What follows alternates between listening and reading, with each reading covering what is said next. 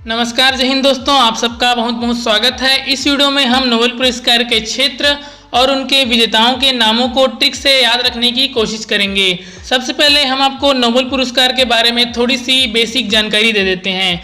19वीं सदी में स्वीडन के एक वैज्ञानिक अल्फ्रेड बी नोबेल ने डायनामाइट का आविष्कार किया। इससे उन्होंने काफ़ी धन कमाया। अपनी मृत्यु से पहले सन 1896 में उन्होंने अपनी संपत्ति का एक बड़ा हिस्सा एक ट्रस्ट के नाम सुरक्षित रख दिया।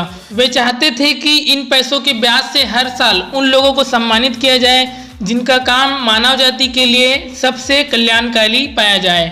29 जून 1900 को नोबेल पुरस्कार फाउंडेशन की स्थापना हुई और 1901 में 5 क्षेत्रों मेडिसिन, फिजिक्स, रसायन, साहित्य और शांति के क्षेत्र में नोबेल पुरस्कार दिया जाने लगा। 1968 में अर्थशास्त्र के नोबेल पुरस्कार के प्राइज दिए जाने की घोषणा हुई और पहली बार 1969 में अर्थशास्त्र का भी नोबेल पुरस्कार दिया गया। बता दें कि इसकी घोषणा प्रत्येक वर्ष अक्टूबर माह में होती है, लेकिन पुरस्कार वितरण 10 दिसंबर नोबेल अल्फ्रेड बी नोबेल की पुण्यतिथि के दिन दिया जाता है। ये सभी पुरस्कार अलग अलग संस्थाएं प्रदान करती है। शांति के नोबेल पुरस्कार को छोड़कर बाकी सभी अन्य पुरस्कार स्वीडन में दिया जाता है, लेकिन शांति का नोबेल पुरस्कार नॉर्वे में दिया जाता है। चलिए हम अब 2023 के नोबेल पुरस्कार प्राप्तकर्ताओं के नाम व उनके क्षेत्रों को याद करने का प्रयास करते हैं। सबसे पहले बात करते हैं चिकित्सा के नोबेल पुरस्कार की। चिकित्सा का नोबेल पुरस्कार 2023 मैसेंजर आरएनए के न्यूक्लियोसाइड बेस संशोधन पर उनके अभूतपूर्व कार्य के लिए दिया गया है।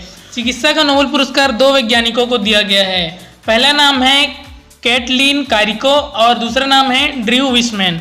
इसको याद रखने के लिए आपको याद रखना है कि अगर कोई विशमैन है, कोई जहरीला इंसान है, जहरीला जानवर है या सांप है जिसने किसी को काट लिया है, कैटलीन कारिको यानी कि किसी को काट लिया है, तो आप उससे डरेंगे। ड्रू विशमैन से, उस विशमैन से डरेंगे।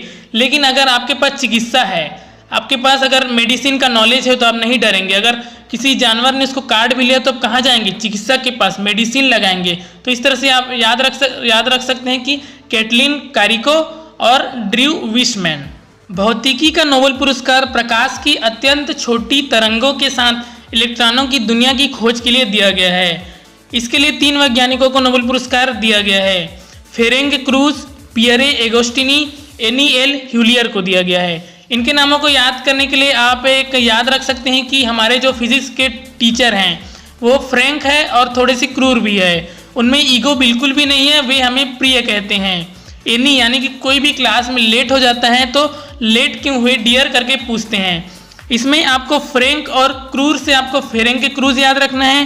प्रिय और ईगो नहीं है से आपको पियरे एगोस्टिनी याद रखना है। और एनी कोई भी लेट हो जाता है तो एनी एल ह्यूलियर लेट क्यों हुए डियर करके पूछते हैं। इस तरह से आप याद रख सकते हैं। रसायन के क्षेत्र में नोबेल पुरस्कार क्वांटम डॉट्स की खोज के लिए और उनके डेवलपमेंट के लिए दिया गया है। इसके लिए 3 वैज्ञानिकों को नोबेल पुरस्कार दिया गया है। पहला है मोगी जी बोवेंडी, दूसरा है लुइस ई ब्रूस और तीसरा है एलेक्सी एकिमो।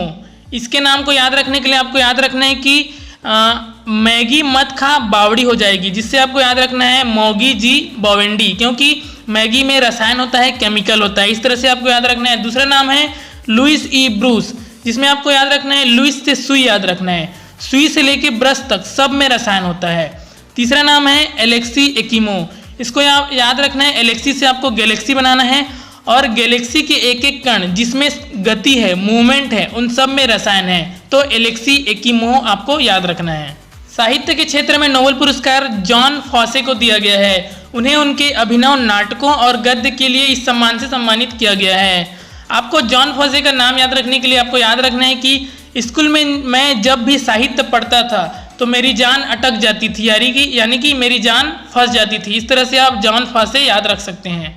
शांति का नोबेल पुरस्कार ईरान में महिलाओं के उत्पीड़न के खिलाफ लड़ाई और सभी के लिए मानव अधिकारों और स्वतंत्रता को बढ़ावा देने के लिए उनकी लड़ाई के लिए दिया गया है। यह नोबेल पुरस्कार नरगिस मोहम्मदी को दिया गया है। इसके नामों को याद रखने के लिए आप याद रख सकते हैं कि जब भी मैं नर्वस होता हूँ तो मैं शांत होकर मोहम्मद यानी कि ईश्वर को याद करने लग जाता हूँ। तो इसको आप नर्वस से आप नरगिस और मोहम्मद यानी ईश्वर को याद करता हूँ से आप मोहम्मदी याद रख सकते हैं, नरगिस मोहम्मदी।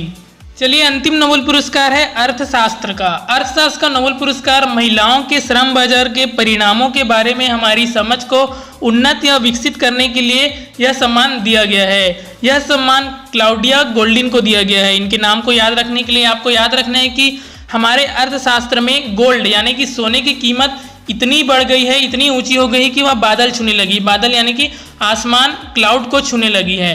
तो इसमें गोल्ड से आपको गोल्डिन और आसमान बादल से आपको क्लाउड याद रखना है। तो क्लाउडिया गोल्डिन ये आपको नाम याद रखना है। इस तरह से हम नोबेल पुरस्कार 2023 के सभी क्षेत्र और उनके विजेताओं के नामों को याद रखने की ट्रिक देख चुके हैं। आशा करता हूं कि ये वीडियो आपको अच्छी लगी हो। अगर इसी तरह का ट्रिक्स और टिप्स का वीडियो आप अगर देखना चाहते हैं तो इस चैनल को सब्सक्राइब कर सकते हैं। धन्यवाद।